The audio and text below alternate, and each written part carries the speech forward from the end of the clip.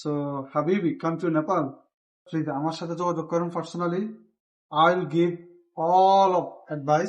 আসসালামু আলাইকুম গাইস। তো আপনাদের কি অবস্থা? আশা করি ভালো আছেন। আলহামদুলিল্লাহ আমিও ভালো আছি। তো নেপাল ট্যুরে গেছিলাম। আপনারা অনেকে কমেন্ট করছেন যে ভাই পোকারা যাওয়ার রাস্তাটা একটু ভিডিও করে দিয়েন। তো আমিও ভিডিও করে রাখছিলাম, কারণ কাঠমান্ডু থেকে পোকারা যাওয়ার রাস্তাটা অনেক সুন্দর। পাহাড়ি অঞ্চল, পাহাড়ি এলাকা, মেঘালয়ের দৃশ্য। কিন্তু একটা সমস্যা বলতে 200 কিলোমিটার রাস্তা, ওইটা কোনো ব্যাপার না, কিন্তু রাস্তাটা যে এত পরিমাণ ভাঙাচোরা ছিল আপনারা না দেখলে বুঝতে পারবেন না। এই যে দেখেন ধুলাবালি, মানে অসম্ভব ভাঙ্গা, জঘন্যতম একটা অবস্থা ছিল আমাদের। একদম হাড় মটকাই যাইতেছিল, এমন অবস্থা হয়েছিল যে প্রাইভেট গাড়িতে বসেও আরাম পাচ্ছিলাম না। তো পোকারা যাওয়ার মানুষ বলে যে পোকারা যায়েন, পোকারা গেলে অনেক সুন্দর ভিউ পাবেন, অনেক সুন্দর জিনিস পাবেন, ঘোরার ভালো একটা স্পট পাবেন। হ্যাঁ ঠিক আছে, পোকারা অনেক সুন্দর, আমিও মানি, কিন্তু ভাই কাঠমান্ডু থেকে পোকারা এত সুন্দর না, যে রাস্তাটা এত খারাপ রাস্তা ভাই, আপনারা না দেখলে বুঝতে পারবেন না। আপনারা দেখতে থাকুন, মাঝে মধ্যে ভালো রাস্তা আছে। 200 কিলোমিটারের মধ্যে ধরেন 160 কিলোমিটার অথবা 150 কিলোমিটার রাস্তা ভাঙা। এই অবস্থায় আমরা গেছি। সকাল 9টায় বের হয়েছিলাম আর রাতে 10টার দিকে গিয়ে পৌঁছাইছি। তো যেই জায়গায় আমরা যাইতে 2.5 থেকে 3 ঘন্টা লাগার কথা, সেই জায়গায় 10-11 ঘন্টা লাগছে আমাদের। তো বুঝতে পারতেছেন আশা করি কি অবস্থা হইতেছে। তো এটা হচ্ছে 2024 সালের রাস্তা, আর 2024 সাল থেকে, অবশ্য আরো আগ থেকে ওরা কাজ করতেছে রাস্তায়। 2026 অথবা 27 সালের মধ্যে ওরা কাজটা কমপ্লিট করে নিবে।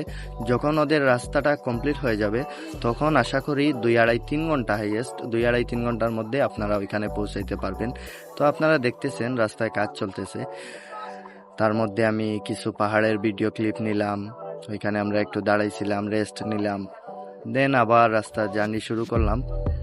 তো পুরো রাস্তাই এইরকম, আপনারা দেখতে থাকেন। মাঝে মধ্যে কিছু ভিউ আছে, ওইগুলা মিস করবেন না, ভিডিওটা টানবেন না, পুরোটা দেখার চেষ্টা করবেন, আপনারা আশা করি মজা পাবেন। তো বাই দ্য ওয়ে, এখন এতক্ষণ রাস্তার খারাপ দিকটা তুলে ধরলাম। তো শুধু খারাপ দিক তুলে ধরলে হবে না, কারণ যেইটা দেখে আসছি ভালো জিনিস, ভালোটাও তুলে ধরতে হবে, খারাপটাও তুলে ধরতে হবে, যাতে আমার ভিউয়ার্সরা আমাকে বকা না দেয়। তো এখন আসেন একটু ভালো রাস্তা দেখাই। তো দেখেন পাহাড়ি অঞ্চলে কিরকম ভালো ভালো রাস্তা, সুন্দর রাস্তা, যেগুলা দেখলে আপনার মন জুড়াই যাবে, প্রাণ জুড়াই যাবে, এবং আপনারা অনেক শান্তি পাবেন। কারণ ভ্রমণেই শান্তি, ভ্রমণ না করলে বুঝতে পারবেন না যে এই পৃথিবীতে মানে সুন্দর বলতে কিছু জিনিস আছে। আর আপনারা ইনশাল্লাহ নেপাল যাবেন, শুধু ঘুরতে যাবেন, দেখবেন ওইখানের ভিউগুলা অসম্ভব পরিমাণ ভালো লাগবে, মজা পাবেন ইনশাল্লাহ। আসেন আবার ভাঙা রাস্তায় নিয়ে যাই আপনাদের, যেহেতু আমারও কষ্ট হয়েছে সেহেতু আপনাদেরকেও একটু দেখাইয়া কষ্ট নেই। কষ্টর মাঝে মাঝে যখন আমরা এই পাহাড়গুলা দেখি, মেঘালয়ের দৃশ্য, তারপর পাহাড়, উপরে মেঘ, অসম্ভব শান্তি লাগে। তো আমরা দুপুরের খাবারের জন্য এই রেস্টুরেন্টে দাঁড়াইছিলাম। দাঁড়ানোর পর আমরা খাওয়া দাওয়া শেষ করলাম। খাওয়া দাওয়া শেষ করার পর আমরা আস্তে আস্তে আবার বের হয়ে পড়ব সেই পোকারার উদ্দেশ্যে। তো এখানে আমি কিছু সুন্দর ক্লিপ নিয়েছিলাম, যে একটা পানির কল, দেখতে থাকুন আপনারা। পানির কলটা অসম্ভব সুন্দর, ওইটা নেপালের একটা ঐতিহ্যবাহী ট্যাপ। তো এই যে আমাদের দুপুরের খাবারটা অনেক মজা ছিল, কিন্তু একটু গন্ধ ছিল। নেপালের খাবারে, প্রতিটা খাবারেই একটু গন্ধ পাবেন, যেটা আমরা বাঙালি মানুষ, আমরা বাংলা খাবার খেয়ে অভ্যস্ত। বাংলা খাবারে নাই, কোনো গন্ধ নাই, বা বাংলা রেস্টুরেন্টে গেলেও আপনি ওই নেপালি গন্ধটা পাবেনই, ওটা মিস হবে না। আমি খাইতেই পারি না, এই দেখেন কতটুকু খাইছি। তারপর এই ঝর্ণার মধ্যে, ঝর্ণা দেখতে দেখতে আমরা আগাইতে থাকলাম।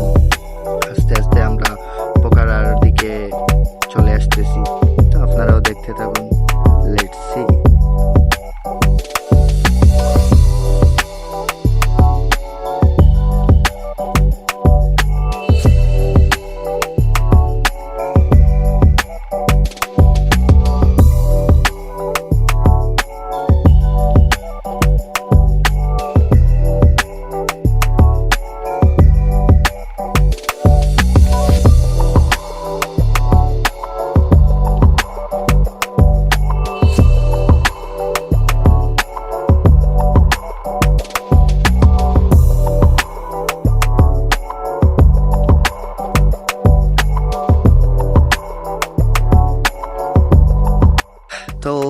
তো দেখতে থাকলেন এতক্ষণ, আমরাও চলে আসলাম পোকারার কাছাকাছি।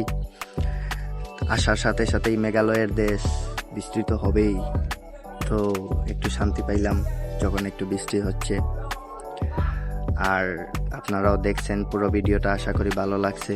ভালো লাগলে লাইক করবেন, কমেন্ট করবেন, শেয়ার করতে ভুলবেন না আপনার বন্ধু বান্ধবদের সাথে, যাতে আপনার বন্ধুর হেল্প হয়, যাওয়ার রাস্তাটা দেখতে পারে। খারাপ দিক ভালো দিক দুটোই আছে, কখনো খারাপ দিক একটাই তুলে ধরবো এমন না, আবার ভালো দিক তুলে ধরবো এমনও না। আমি রিয়েল রিভিউ দিছি, আপনাদের ভালো লাগলে যেতে পারেন, ট্রাই করতে পারেন একদিন ইনশাল্লাহ। তেমন খরচও হবে না, বাজেট ফ্রেন্ডলি আছে। সো আসসালামু আলাইকুম।